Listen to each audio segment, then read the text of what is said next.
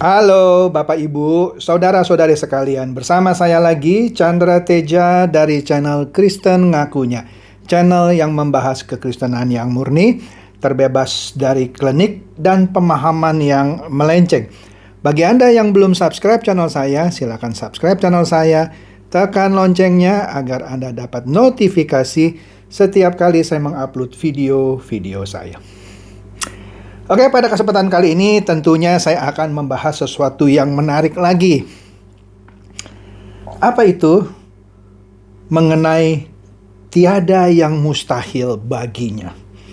Ya, ayat-ayat firman Tuhan kan sering tuh menyebutkan itu. Anda bisa bacalah di Alkitab ya. Yang membuat saya miris, mungkin bukan saya aja ya. Orang-orang Kristen yang mau benar-benar menjalani kehidupan sesuai dengan firman Tuhan yang murni, menjadi miris atas pemahaman tiada yang mustahil yang salah. Apa misalnya? Contoh, kita sering mendengarkan kesaksian ada orang yang misalnya kena penyakit. Kemudian dia sudah berobat ke dokter manapun, ke negara manapun, tidak sembuh. Kemudian dia berdoa, kemudian dia mendapatkan mujizat penyembuhan. Sembuh, benar, ada banyak kok. Ya, banyak.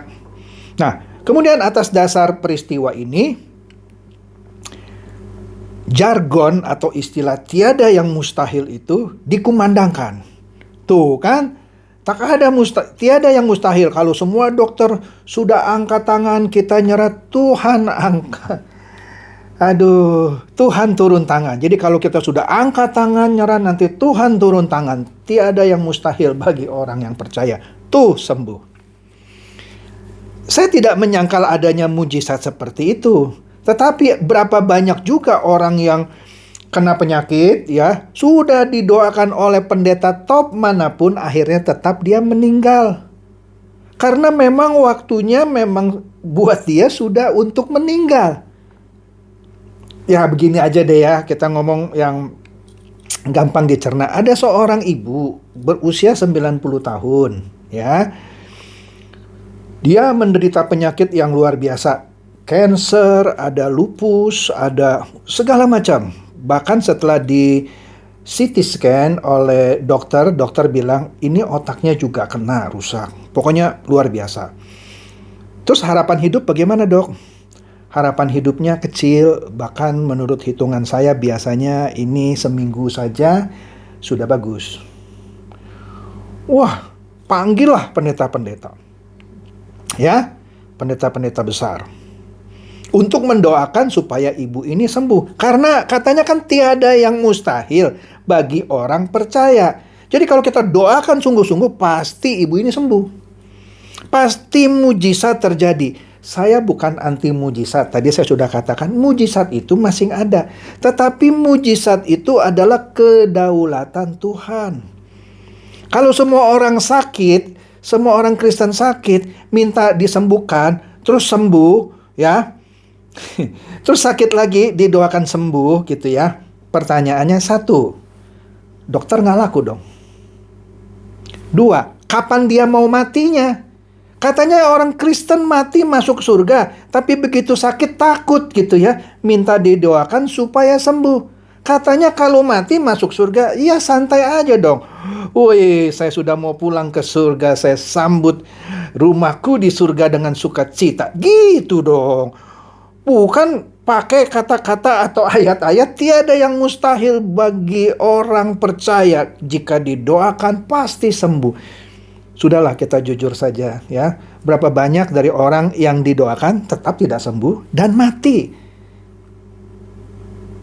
Terus Anda masih mau bilang tiada yang mustahil bagi orang percaya?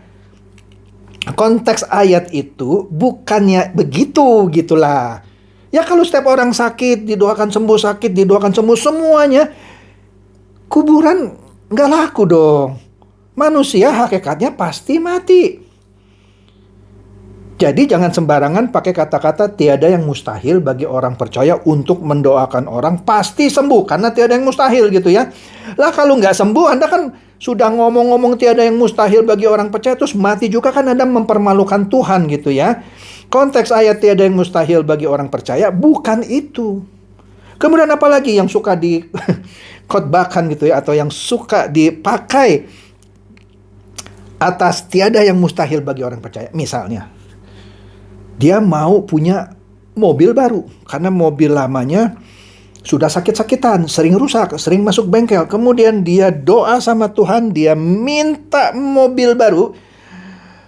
Dia beriman katanya ya, tiada yang mustahil bagi orang percaya. Dia doa. Saya kasih tahu ya.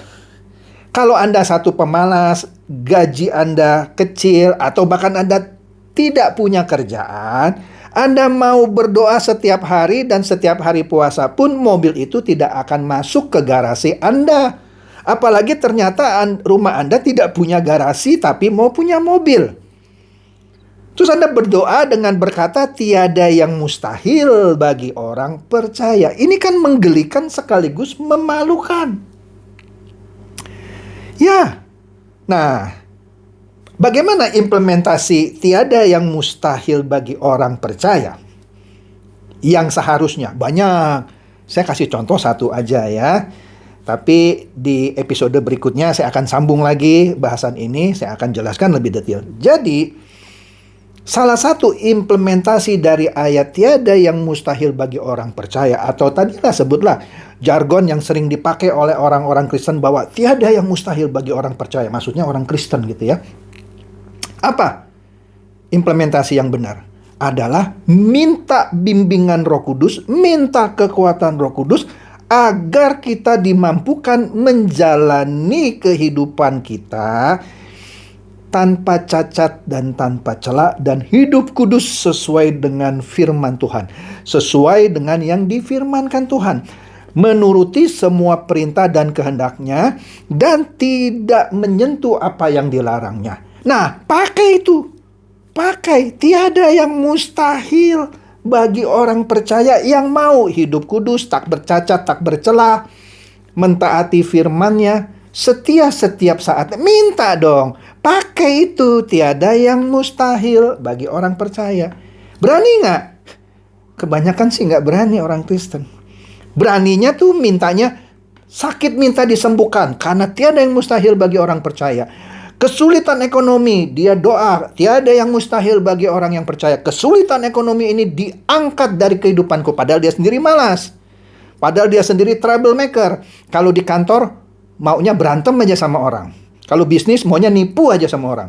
Begitu jatuh, minta lagi dipulihkan. Tapi dia tidak mau berubah. Dia pakai itu tiada yang mustahil bagi orang percaya. Tapi berani nggak dia minta, Tuhan, berikan aku kekuatan dan bimbingan Roh Kudus sehingga aku dimampukan untuk menjalani kehidupan tak bercacat, tak bercelah. Berani? Kebanyakan orang Kristen kalau sudah sampai titik sini, dia bilang, Pak, roh memang penurut, tapi daging lemah. Pinter kan orang Kristen kan ya? Itu ada ayatnya. Dia kutip itu. Roh memang penurut, tapi daging lemah. Sehingga dia punya alasan untuk tidak hidup kudus. Karena daging lemah, Pak. Roh itu penurut, Pak. Kalau kita di gereja, iya nangis-nangis karena roh kita nurut. Tapi dalam praktek pelaksanaannya sehari-hari, kita jatuh lagi karena daging kita lemah, Pak. Jadi maksudnya, kan katanya tak ada yang mustahil bagi orang yang percaya. Minta dong. Jangan cuman minta sakit disembuhkan, masalah ekonomi diangkat, kemiskinan diangkat supaya jadi kaya gitu. Karena kita kan anaknya, bapak kita kan kaya. Jadi tak ada yang mustahil karena bapak kita sendiri kaya. Jadi hal-hal yang berhubungan dengan duniawi sebenarnya itu dipakailah itu. Tak ada yang mustahil bagi orang percaya. Tetapi untuk urusan yang rohani, yang berhubungan dengan kehidupan kekal nanti di langit baru, bumi baru, jarang sekali orang Kristen berani menggunakan tiada yang mustahil bagi orang yang percaya agar dirinya menjadi orang Kristen yang benar-benar Mau hidup kudus, tak bercacat, tak bercela, yang terus-menerus disempurnakan. Pakai dong, tak ada yang mustahil bagi orang percaya. Untuk urusan ini, bukan urusan duniawi. Ya, jadi kalau Anda masing suka menggunakan tiada yang mustahil bagi orang percaya untuk memuaskan kehidupan duniawi Anda, sebenarnya Anda bukan saja melenceng, tapi kasihan deh loh. Kasihan deh loh. Anda akan banyak kecewanya. Karena setiap permintaan yang Anda landasi dengan tiada yang mustahil bagi orang percaya, dan kalau tidak digenapi oleh Tuhan permintaan Anda, kalau tidak dikabulkan, Anda akan mempertanyakan Tuhan. Tuhan, katanya tiada yang mustahil. Kok saya minta rumah baru, kok nggak dikasih? Kok saya minta mobil baru, kok nggak dikasih? Ya Anda malas. Gak ada kerjaan. Gak mau cari kerja. Maunya ada orang yang samperin Anda ngasih kerja. Ya nggak bisa lah. Cari kerja. Itu pun banyak juga. Tiada yang mustahil bagi orang percaya. Dan dia percaya akan ada orang yang ketuk pintu rumah dia, kasih kerjaan gitu. Atau kasih uang. Kan tiada yang mustahil bagi orang percaya. Itu diimani hal-hal seperti itu. Itulah kesalahan kebanyakan orang Kristen. Jadi, saran saya, gunakanlah atau imanilah lah kalau Anda mau pakai gitu ya. Tak ada yang mustahil bagi orang percaya untuk hal yang satu ini, salah satunya, yaitu minta Tuhan. Kan tak ada yang mustahil. Ya minta apa? Minta supaya kita diberi kekuatan, diberikan Roh Kudus yang selalu membimbing dan menegur kita supaya kita terus dapat disempurnakan, hidup kudus, tak bercacat, tak bercela. Iya. Pakai itu. Boleh Anda pakai. Tak ada yang mustahil bagi orang yang percaya. Masa Anda nggak mau jadi orang yang sempurna, hidup kudus, tak bercacat, tak bercela? Katanya tak ada yang mustahil. Pakai dong. Oke? Semoga ini mencerdaskan dan mencerahkan Anda semua. Silakan share video saya ini kepada teman-teman, sahabat, atau kerabat Anda supaya mereka tambah cerdas dan tercerahkan. Seperti biasa, Shalom.